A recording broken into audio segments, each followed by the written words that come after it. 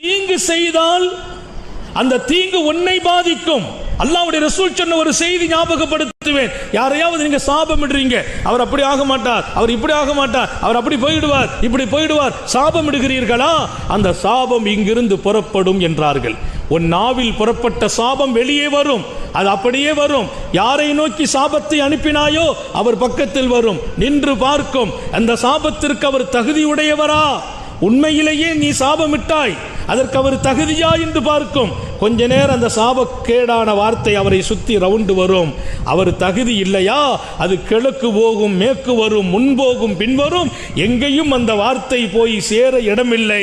மீண்டும் அந்த வார்த்தை சாபமிட்ட உனக்கே வந்து சேரும். நாங்கள் ஸல்லல்லாஹு அலைஹி வஸல்லம் நம்ம சாபமிடுறோம், அவன் ஒரு காலம் அப்படி ஆக மாட்டான், அவன் இப்படி ஆகிடுவான், அவன் இப்படி ஆகிடுவான். நமக்கு வார்த்தை பெரிய மகான் மாதிரி சில பேர் சாபமிடுறது, அவ்வளவு நீ ஆகி விடுவாய்.